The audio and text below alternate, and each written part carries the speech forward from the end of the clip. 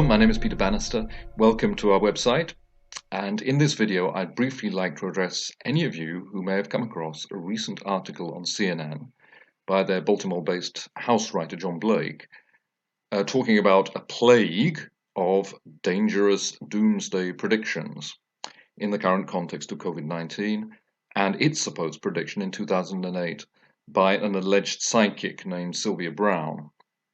Now, according to John Blake's article, coronavirus has given rise to a spate of end-of-the-world pandemic prophets, which I have to admit is quite a nice expression, who are, and I quote, driven by wildly inaccurate readings of the Book of Revelation that are, in the opinion of experts in the field of sociology of religion, harming people's spiritual and psychological health, end of quote, and causing them, and this is a very serious point, to load up with guns and ammunition.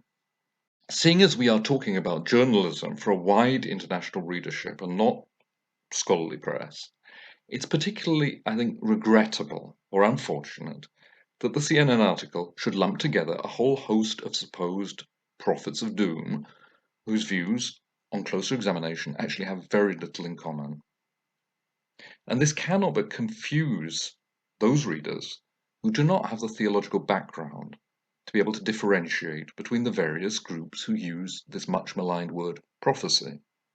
These groups range from New Age psychics, storefront preachers and televangelists, to accredited theologians, clergy, and specialist researchers. It's important to realize that within the context of an article, such as you might read on CNN, there is actually a backstory behind this, which is really worth investigating if you're going to take this seriously and responsibly.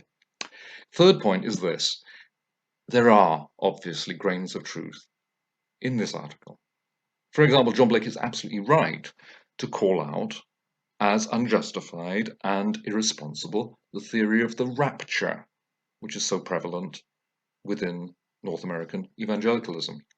However, the views expressed in his article are solely those of the author and his principal theological consultants, who are Professors Ulrich Lehner of the University of Notre Dame and Timothy Beale of Case Western Reserve University.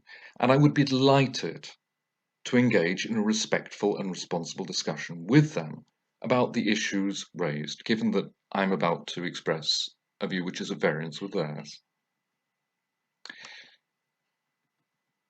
I would like to point out that there are many equally eminent theologians on both sides of the Atlantic whose views of biblical interpretation and questions of prophecy differ substantially from those of Professors Lehner and Beale, and to underline that the theologians that I'm talking about are neither rabid fundamentalists nor scaremongers.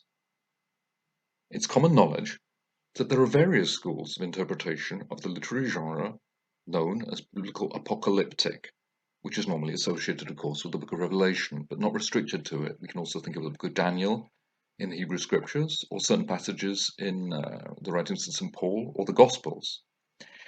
The idea that this literary genre only applies to the time of its own composition and has no future application in terms of real-world events that may be still to come.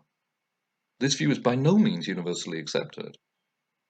And while Professor Lehner clearly has an impressive scholarly record, it's impossible not to note a certain tension between his viewpoint and that of the Catholic Catechism, with which the University of Notre Dame, as a Catholic institution, is supposed to be aligned.